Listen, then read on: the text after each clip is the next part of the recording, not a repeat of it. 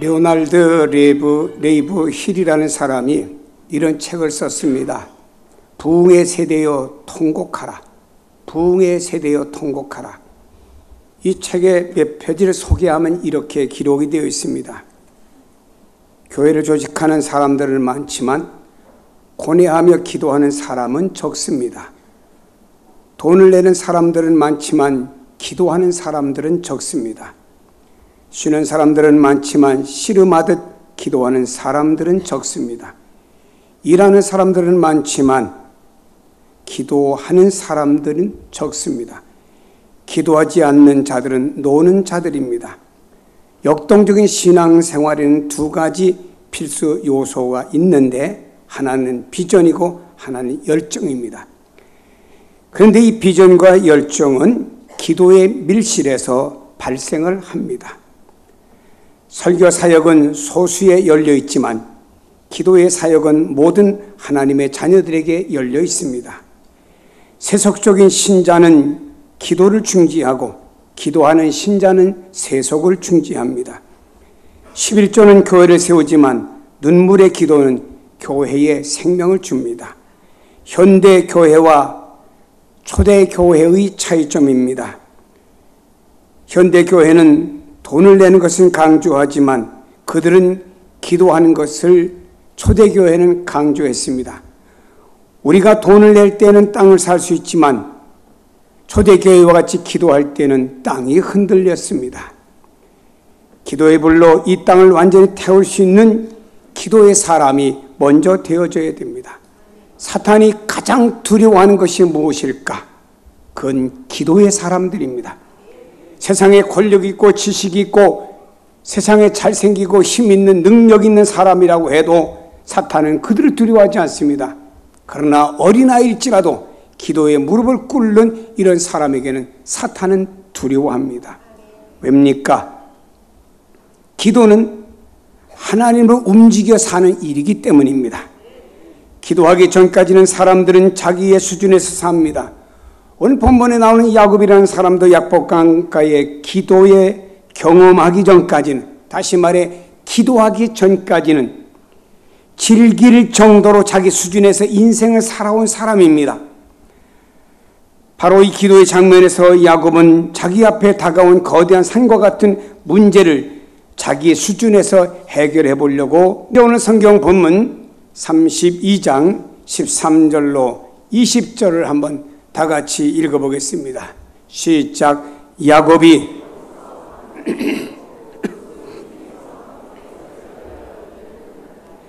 암염소가 200이요 수염소가 20이요 암양이 200이요 수양이 20이요 전나는 낙타 30과 그 새끼요 암소가 40이요 황소가 10이요 암나귀가 20이요 그 새끼 나귀가 10이라. 그것을 각각 때로 나누어 종들의 손에 맡기고 그의 종에게 각대로 거리를 두게 하라 하고 그가 또 앞선 자에게 명령하여 이르기를 내 형 에서가 너를 만나 묻기를 내가 누구의 사람이며 어디로 가느냐 내 앞에 것은 누구의 것이냐 하거든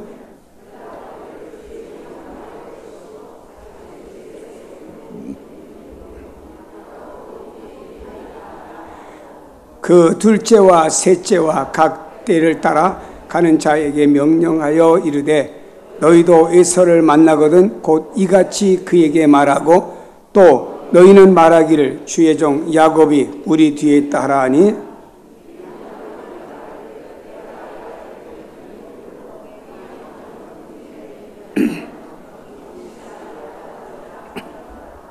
아멘. 야곱이라는 사람이 이렇게 잔꾀를 냅니다. 그에게는 여기 각종 예물을 보니까 한 550마리 정도의 그 동물들이 됩니다. 이것을 세 떼로 나누었습니다. 쭉 세워가지고 종들이 첫째 떼를 가지고 에서가 있는 곳으로 갑니다. 에서를 만납니다. 당신들은 누구요? 어디로 가는 사람이요? 당신들 앞에 있는 수많은 이 짐승들은 뭐요? 라고 물으면은 주의 종 야곱의 것입니다. 이것은 야곱이 형님인 에서에게 보내는 예물입니다. 야곱도 우리 뒤에서 오고 있습니다. 형님을 만나러 오고 있습니다. 그리고 나서 그 말이 안 통하면 둘째, 셋째 때를 계속 가라고 말했습니다. 이렇게 되면요, 야곱이라는 사람은요, 형을 이 예물로 감동을 시킨 다음에 그 다음에 짠 하고 나타나려고 하는 속셈이 그 속에 있었습니다. 다시 말해 야곱이라는 사람은 자신의 재물을 써서 앞에 있는 문제를 해결해 보려고 했다라고 하는 것입니다. 자기의 머리로 계산해서 이만큼 보냈는데 상대가 꿈쩍 안 하겠느냐 하는 생각을 갖게 되었습니다. 그래서 다시 또 저만큼 머리 굴려가지고 첫째 때가 지나가면 둘째 때, 그동안 통하면 세 번째 때가 또 지나가면 반응이 있겠지라고 생각했습니다마는 반응은 없었습니다. 돈으로 인생을 살려면 이만큼 해야 되고 저만큼 해야 되고 얼만큼 들어야 되고 계산하느라 전전긍긍하며 바쁜 세상을 살 수밖에 없는 것입니다. 이 방법이 안 통했습니다. 두 번째로 야곱은 두 번째 방법을 또 말했습니다. 21절로 23절을 다 같이 한번 다시 또 읽어보겠습니다. 시작.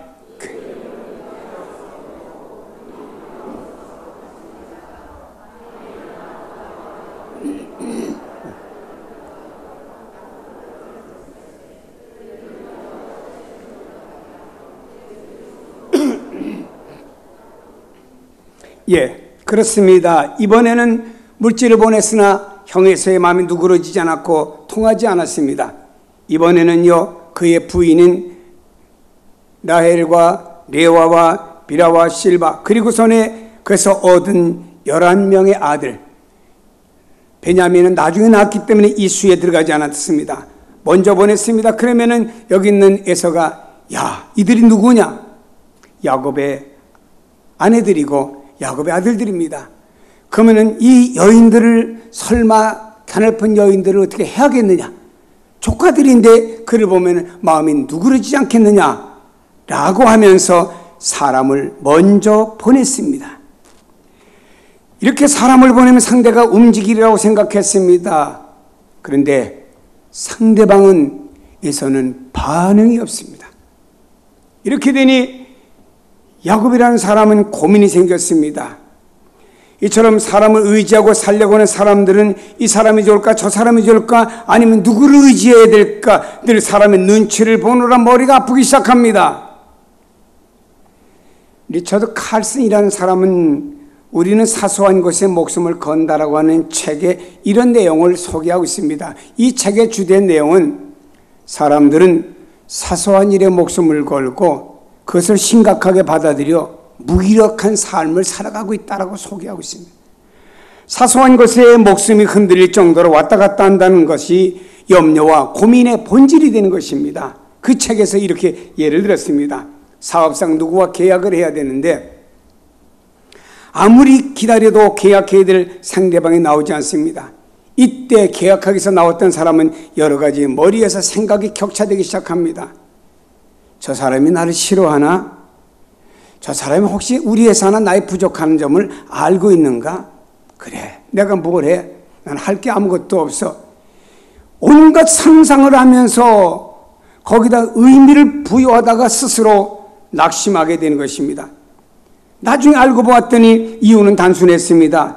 회사에 바쁜 일로 긴급한 소집이 있어서 올 수 없었다고 나중에 만났을 때는 사과까지 받았습니다. 그러나 이 사람은 사소한 일이었지만 거기 일 때문에 염려했고 그 기다린 시간 내내 사망의 늪에 빠져 있었던 것과 같다고 하는 모습 아니겠습니까? 사실 염려와 고민은 전혀 사실의 근거를 둔 것이 아니라고 하는 것입니다. 제가 전도사 시절에 굉장히 노이로제에 걸린 한 분이 예수를 믿게 되었습니다. 이분은 어느 정도냐면은 아침에 아이가 둘이 쌍둥이인데 학교를 가면은 선생님이 아이가 학교에 잘 왔습니다. 전화를 해줘야 됩니다. 전화를 안 해주면 그때부터 엄마는 그냥 피가 말라가고 막 졸도하기 직전까지 갑니다. 결국 아이들이 학교가 끝나면은 몇 시에 끝나기 때문에 몇 시까지 집에 온다고 하는 시간을 잽니다. 아이가 안 옵니다. 그때부터 이 엄마는 상상을 합니다. 왜? 누가 유기했는가? 교통사고를 당했는가?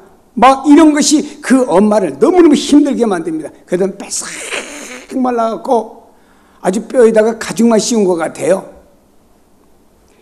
아이들이 학교 끝나고 오다가 문방구도 들리고 여러 가지 구경하다 좀 늦어지면 엄마는 쓸데없는 상상을 하다 보면 이런 스스로의 사망의 늪에 빠진다라고 하는 것입니다. 그분이 예수를 믿었습니다. 나중에 많은 세월이 걸려서 제가 어느 교회 권사님이 되었다는 사실을 알고 그분 한번 만날 게 있어 만났는데 살이 이렇게 찌셨어요. 어떻게 살쪘냐 했더니 주님께 다 맡겼더니 살만 찐다고 그랬디다. 그래서 저는 퉁퉁하신 분은 바로 주님께 맡기는 사람이라고 생각을 합니다. 뺏싹 마른 분은 주님께 맡기지 않고 사는 사람이라고 제가 생각하고 싶어요. 뭐 운동해서 빼는 건 할 수 없겠죠.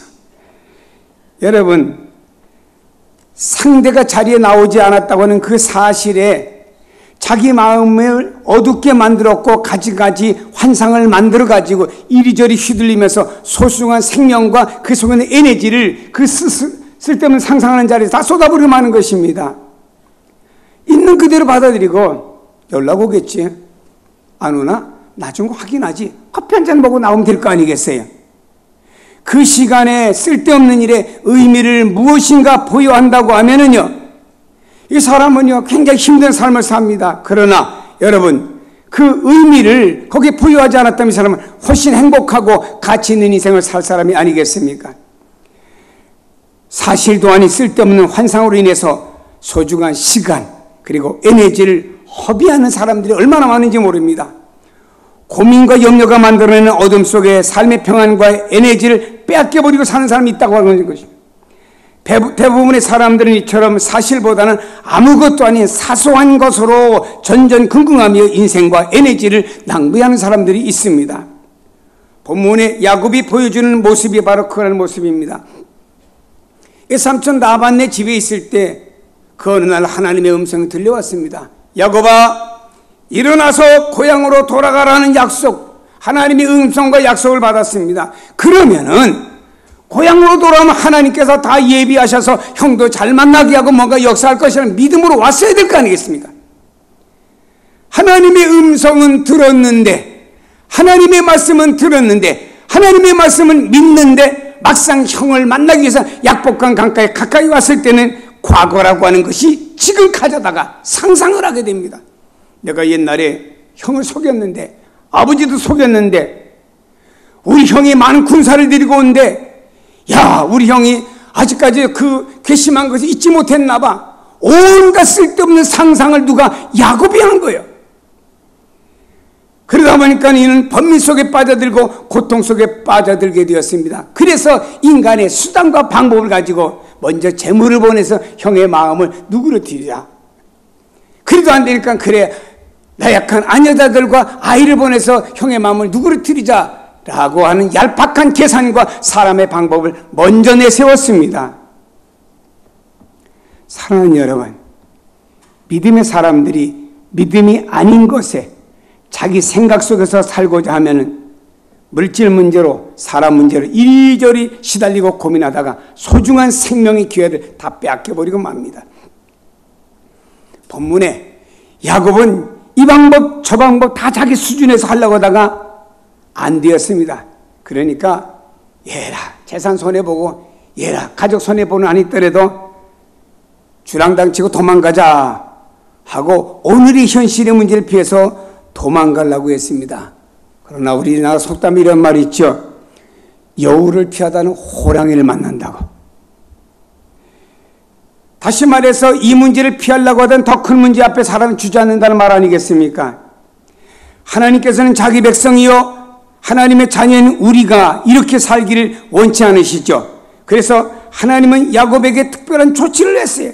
야곱은 36개 주랑당치자라고 한 내용을 포기하게 만들었습니다. 이유는 뭔가요? 하나님 환더뼈, 대퇴부의 뼈를 골절시켜버렸습니다. 그리고 요즘 같은 기부수하고 이렇게 목발 짚고 도망간다고 하지, 그땐 그런 것도 없고 도망도 못 가잖아요. 자, 이제는 도망갈 수도 없어요. 그러니까 야곱이 그때서 정신이 번쩍 났습니다.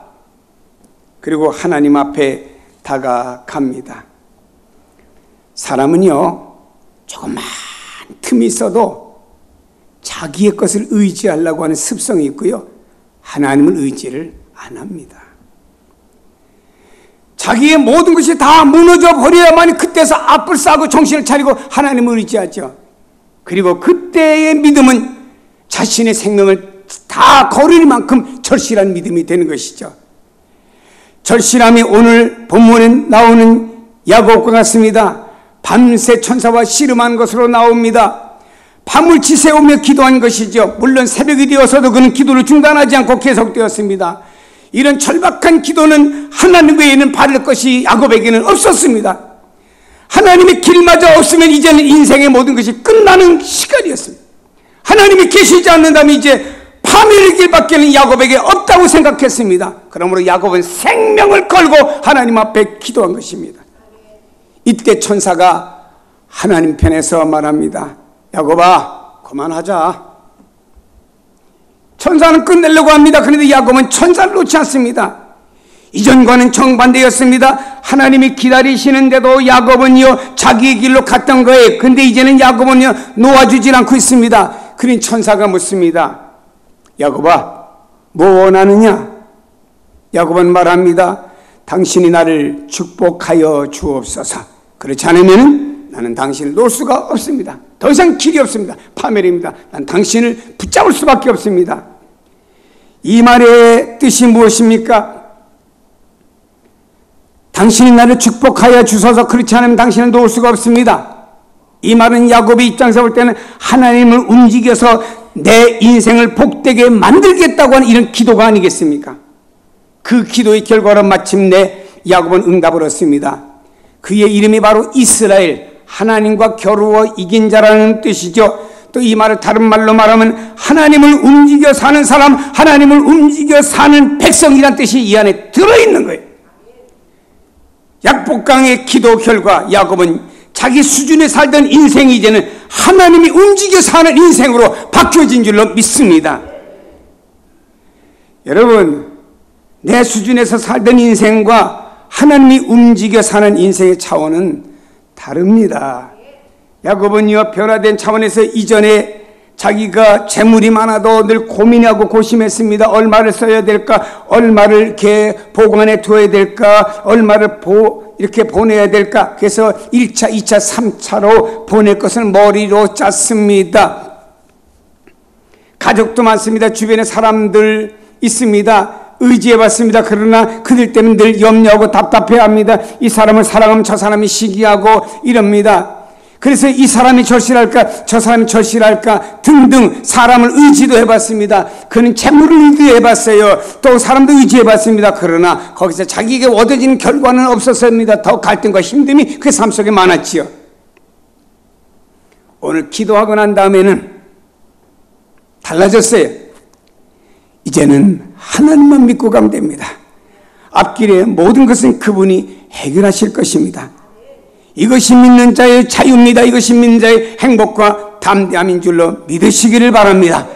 야곱은 믿고 나갔습니다. 그랬더니 하나님께서 벌써 이 기도하고 하나님만을 바라보고 하나님께 맡기고 나갔던 야곱을 위해서 형 에서의 마음을 녹여주었습니다. 형 에서는 말입니다, 앞에 온 재물도 모든 짐승도 관심이 없었습니다. 야곱의 가족들도 아닙니다. 야곱을 안 보는 순간에 얼싸안고, 동생아, 네가 객지 가서 죽은 줄 알았더니 이렇게 살아있었구나. 많은 가족들이 없구나. 고맙다. 가서 함께 살자. 하나님이 움직였어. 그러니까 여기 있는 야곱은 너무너무 감동을 받았고 형님 얼굴을 보는 것이 하나님 얼굴 뵙는 것 같습니다라고 하는 감탄사를 냈죠. 믿는 자 행복 담대함이 이 속에 있습니다. 고민하지 마세요. 계산하지 마세요.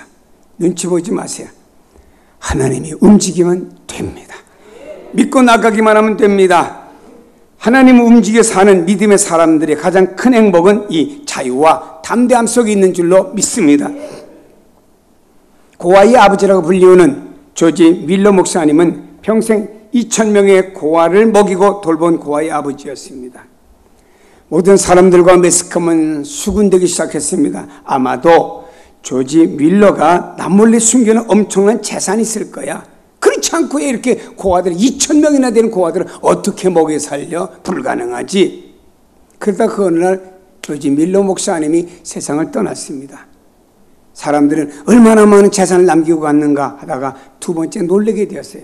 그것은 그의 재산이라고 하는 건 그의 지갑에 남긴 $20가 전부였습니다. 그런데 이거 어떻게 이렇게 엄청난 일을 할 수가 있는가? 한 취재 기자가 가서 이 고아원의 원생들에게 몇 사람이 질문을 하기 시작했습니다. 학생들, 원장님은 어떤 분이셨지? 저들은 말합니다. 우리 원장 아버지는요, 늘 명랑하고 감사하는 분이셨습니다. 그리고 늘 기도하는 분이셨어요. 우리에게 먹을 것이 떨어졌다고 주방 관리인이 말을 하면은 우리 원장 아버지는 그 즉시로 기도의 방으로 가십니다. 기도하십니다. 그러면 언젠가 우리 식탁 위에는 먹을 것이 놓여져 있었습니다. 고아의 아버지 조지 물러는 또 다른 이름이 하나 있습니다. 기도의 사람이라고 하는 것. 그의 저서에 보면 평생 동안 5만 번의 기도의 응답을 받았다고 적혀 있습니다. 2,000명의 고아를 돌아본다고 하면 여러분 지금 어떤 재단을 가지고 있어도 어마어마한 재단 아니면 2,000명을 이렇게 돌볼 수가 없습니다. 그는 하늘에 있는 하나님의 재단을 끌어다가 사용했다라고 하는 것입니다. 늘 엄청난 일을 하면서도 명랑하고 감사하며 그 일을 했습니다. 하나님을 움직여 사는 사람이 아니면 불가능하다고 하는 것입니다. 하나님을 움직이면 물질로도 또 자신의 판단과 계산으로 안 되는 일들을 하나님의 차원에서는 이루어지는 줄로 믿습니다. 누가 저에게 돈을 50만 원 줬습니다. 쓰다 보니까 49만 원, 50만 원 딱 쓰면 그 돈은 떨어지고 맙니다. 그런데 반대로 어떤 분 저에게 카드를 쓰고 죽으시고는 목사님 카드가 필요한 거 쓰세요. 카드는 50만 원, 100만 원, 200만 원 써도 되더라고요.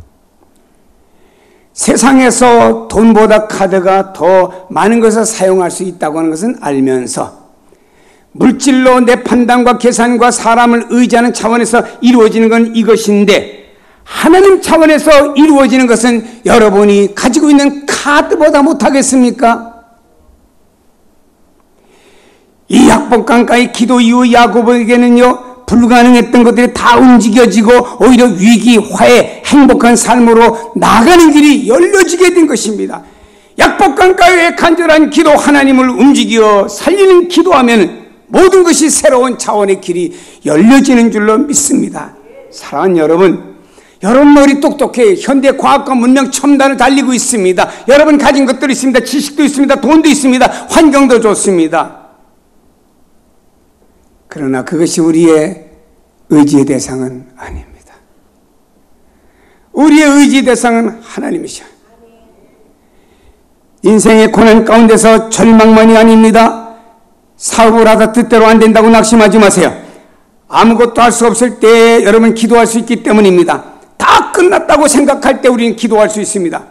누구든지 믿음으로 기도를 그치지 않는다고 하면 이루지 못할 일이 없다고 확신하시기를 바랍니다. 우리의 계산대로 살면 사명을 감당하는 삶을 살 수가 없습니다. 우리의 조건을 생각하고 산다고 하면 하나님의 역사를 이루는 삶을 살 수가 없습니다.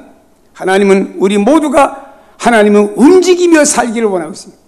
살아계신 하나님께서 이 세상을 만드시고 이 세상을 섭리하시고 여러분을 인간으로 만드시고 선택하여 부르신 하나님 자녀 삼아주셨고 그 하나님은 어제나 오늘 영원히 변함이 없으신 하나님께서 여러분에게 말씀합니다. 너희들은 나를 좀 움직여서 살아라 이 말이에요.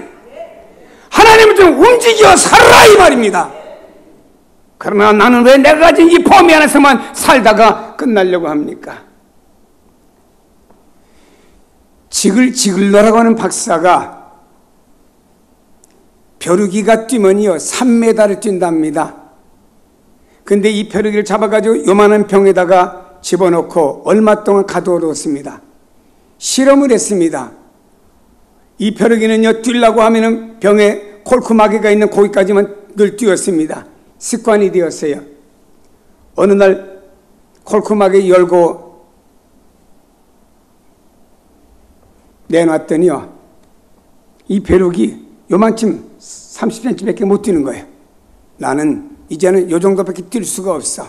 그렇게 머리가 바뀐 거죠. 여러분의 인생과 삶으로 나는데 가진 것이 이것이기 때문에 요 정도밖에 못 살아. 그 사람 평생 그렇게 살다갑니다. 그러나 무한하신 하나님이 나를 부르시고 나를 선택하시고 나를 자녀 삼으셨다고 하면, 내 미래를 위한 모든 하나님의 계획이 있다고 믿는다고 하면, 여러분 그 하나님을 부여잡고 세상에 붙들었던 모든 내놓고 하나님 앞에 진정 기도하게 될 때 하나님이 어떻게 역사하시겠습니까? 여러분 생각했던 삶의 차원과 다른 길이 열려지지 않겠습니까?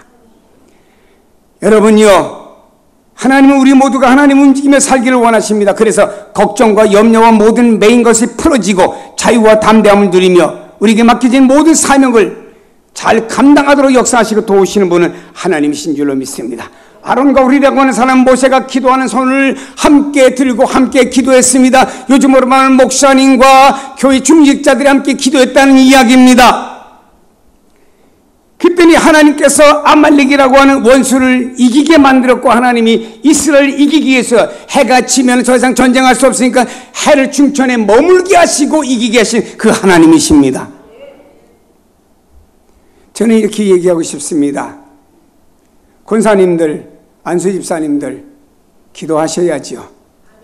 어떤 분이 이렇게 하십니다. 목사님, 가까운 데서 기도하고 있습니다. 집에서 기도하고 있습니다. 다음 말 하겠습니다. 여러분, 이기주의자입니다.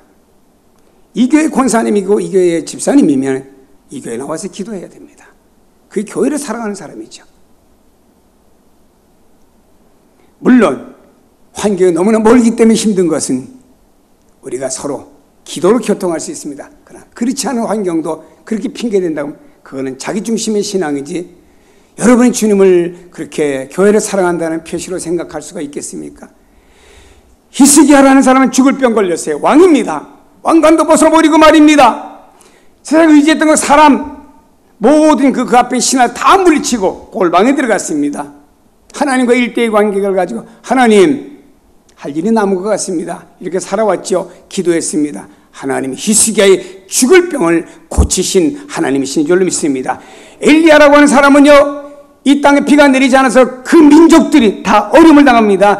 농사도 못 짓고 마실 물도 없습니다. 이때 엘리야는 갈멜산에 올라가서 얼굴을 무릎 사이에다 묶고는 오직 하나님만 바라보는 믿음의 마음을 가지고 기도했더니 하나님이 장대 같은 소낙비를 내려주신 하나님이십니다. 사랑하는 여러분이요, 삶 속에서 이 찬송경 물읍시다. 예수 예수 믿는 것은 받은 증거만도다. 그러나 여러분의 머리대로 살면 예수 예수 믿지만 받은 증거 없도다, 이 찬송을 부를 수밖에 없습니다. 오직 기도로 하나님을 움직여 살 때 우리의 삶의 변화가 되고 열매가 됩니다. 사랑하는 여러분이요, 수많은 기도를 드리세요. 집에서 여러분 가족 식구들이 둘러앉아서 말입니다. 저녁에 TV 보는 것도 좋지만도 줄이세요. 가족 식구들이 둘러앉아서 찬송을 하시고 아이들과 함께 기도하며 기도의 본을 보이세요. 여러분 직장 가서 말입니다. 사업장에서 사무실에 잠깐 앉아서 하나님, 오늘 하루를 부탁합니다. 이 일을 오늘 해야 됩니다. 하나님 앞에 기도를 드려보세요. 여러분 운전을 하면서 그냥 운전합니까? 음악을 듣습니까? 아닙니다. 운전하면서 눈을 뜨고 하는 날 어떤 목적을 어디로 갑니다. 하나님과 교제하며 기도를 하세요. 한국교회가 큰일입니다. 기도가 무너지고 있어요. 기도가 상실이, 우리의 조상들은 말입니다. 주일날만 예배나 새벽기도나 기도가 같았었는데 오늘날은 이 핑계 저 핑계, 문화가 나를 즐겁게 함으로 해서 내 영성과 기도가 무너지고 있는 것이, 한국교회의 영성이 무너지고 한국민족의 하나님의 축복이 무너지고 있는 것입니다. 그러니까 이단들이 득세를 부리는 거죠. 사랑하는 여러분요, 하나님 앞에 야곱은 이제 물질도 의지할 수가 없습니다. 에서가 치면 물질 다 끝나버리기 때문에 가족과 사람 의지할 수가 없습니다. 에서의 칼날은 벗어날 수 없습니다. 도망가려고 하니까 대퇴골이 위골이 되어갖고 도망도 못 갑니다. 이제는 절망입니다. 그는 과거에 하나님의 말씀이 생각나서 오직 하나님만 붙잡았습니다. 여러분, 이런 자리까지 안 가도 됐잖아요. 야곱은 하나님 앞에 하나님 의지하지 않고 때로는 보이는 것도 의지하다가 이렇게 되었잖아요. 그러나 그렇게 기도하는 이 야곱을 위해 하나님은요, 변화를 주셨고 좋은 열매를 주신 줄로 믿습니다. 우리가 기도를 통해 하나님을 움직일 때 주님의 약속하신 놀라운 축복과 우리 삶에 하나님 계획하신 것들이 다 부여되는 줄로 믿습니다. 고민하지 마세요. 걱정하지 마세요. 약복강의 기도의 자리로 나오세요. 한 불의한 재판관이 한 동네에 있습니다. 과부가 억울한 사정이 있습니다. 이 불의한 재판관은 돈이나 배경이 없이는 누구의 요구도 들어주지 않는 사람입니다. 과부는 찾아갔습니다. 불의한 재판관은 저 여자 또 왔네. 또 왔어. 귀찮아. 안 되겠다. 하고 그의 요구를 들어주었습니다. 주님 말씀합니다. 하물며 하늘에 계신 우리 아버지께서 택한 받은 여러분들이 밤낮 부르짖는 걸 듣지 않겠습니까? 듣습니다. 사랑하는 여러분요, 기도의 자리로 나갈 때 하나님을 움직여 또 여러분 인생의 삶의 차원을 바꿔주신 역사가 일어나게 됩니다. 하나님 움직여 살 때 인생은 자유와 담대함의 길을 걸을 수 있고 놀라운 미래와 영광의 길이 깃들어져 올 수 있고 우리는 그 안에서 감격할 수가 있습니다. 빌립보서 4장 6절에 말씀합니다. 너희 구할 것을 감사함으로 하나님께 아뢰라. 그리야만 모든 지각에 뛰어난 하나님의 평강이 예수 그리스도 안에서 너희를 지켜주신다. 지켜주신다. 영도 육도 다 지켜주십니다. 사랑하는 여러분요, 약복강의 기도의 자리가 야곱의 그렇게 인생을 바꿔주었고 인간이 고민했던 모든 것들이 기도를 통해서 한 방에 팍 끝나버리고 그렇게 두려웠던 야곱이 그 에서를 통해서 오히려 환대를 받는 역사로 하나님 바꿔주시는 역사가 일어나게 되었습니다. 이게 기도입니다. 주님 말씀합니다. 너희가 내 이름으로 무엇을 구하든지 내가 시행하리라. 우리는 하나님 앞에 기도한 것밖에 없는데 하나님이 시행하신다고요. 이런 놀라운 우리에게 하나님이 기도의 축복의 줄을 주었는데 놓쳤어야 되겠습니까? 세상 사람에게도 구해도 역사가 일어나더라고요. 제가 전도사 시절입니다. 큰아들이 외양선을 타면서 돈을 벌어오면 그 밑에 동생들과 이 아버지 엄마는 아프고 아버지도 나이가 많습니다. 가족 식구 사는데 외양선 타는 아들이 들어와가지고 군대를 갔습니다. 이 집에 젖줄이 끊어졌습니다. 이분이요, 논산훈련소 앞에 가서 이만한 박스 하나 놓고 우리 아들 군대 와서 우리 가정 식구 굶어 죽네. 매일같이 그 앞에서 그 유병소 앞에서 대모 아닌 그 양반이 한 거예요. 한 번은 훈련소 소장이 들어가다가 매일같이 있는 사람 이상해서 내려가서 사연을 들어봤더니 그런 사연이요. 저는 중간의 내용은 모르겠습니다. 근데 그 아들이 석 달 만에 제대에 왔어요. 난 내용은 모르겠습니다. 제가 느낀 게 있어요. 그때 사람에게 구해도 이런 역사가 일어나는데 하나님 앞에 구할 때 어떤 역사가 일어날까? 사랑하는 여러분, 기도의 무릎이 필요합니다. 기도의 가정이 필요합니다. 이제는 기도할 때입니다. 영적으로 마지막 시대에 우리가 사탄과 더불어 싸우고 믿음의 성도가 승리하는 것은 기도밖에 없는 줄로 믿고 기도를 통하여 하나님께서 여러분이 준비한 것들 다 누리시는데 하나님을 움직이는 사람, 하나님 움직이는 사람은 기도의 사람입니다. 하나님 움직여 여러분의 미래 인생을 한번 살아가 보시길 주의 이름으로 축복합니다. 찬양 하나 부르십시다. 우리는 기도할 수 있는데 왜 걱정하십니까? 기도하면서 왜 염려합니까? 주님 앞에 무릎 꿇고 한번 간구해 보세요. 역사가 일어날 줄로 믿습니다.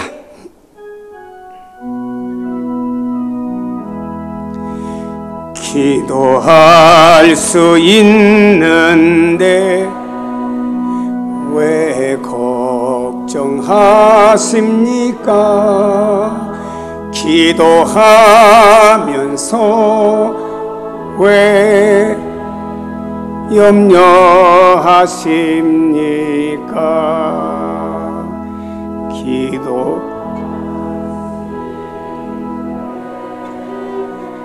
왜 실망하십니까? 응답 주 왜 방황하십니까? 주님 앞에 무릎 꿇고 간구해 보세요. 마음을 온전하게 뜻을 다하여 기도할 수 있는데 왜 걱정하십니까? 기도하면서 왜 염려하십니까?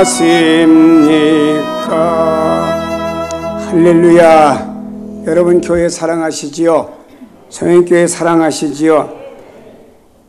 교회 권사님이나 안수집사님 되신다고 하면은 여러분 어디서나 우리는 기도할 수 있지만 이 성전에 나와서 하나님 앞에 이 의자를 붙잡고 교회 기둥을 붙잡고 하나님 앞에 기도해 보셨는지요?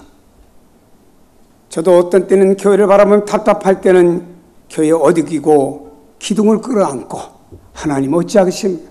하나님이 세워주신 교회인데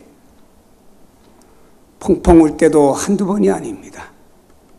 이전에 나와 여러분 하나님 앞에 기도할 때 하나님께는 여러분의 기도를 받으시고 교회를 견고히 세우실 것이고 여러분의 기도를 받으시고 여러분의 가정과 여러분의 개인의 미래를 여실 것이고 하나님 놀라운 역사가 일어날 것입니다. 기도할 수 있는데 염려할 시간이 있고 근심할 수 있는 시간이 있다고 하면 실망할 시간이 있다면 그 시간을 기도로 바꾸세요. 그럼 하나님께서 우리의 기도를 받으시고 오히려 염려와 근심과 걱정을 바꾸시는 역사가 주님 안에서 일어나는 줄로 믿습니다.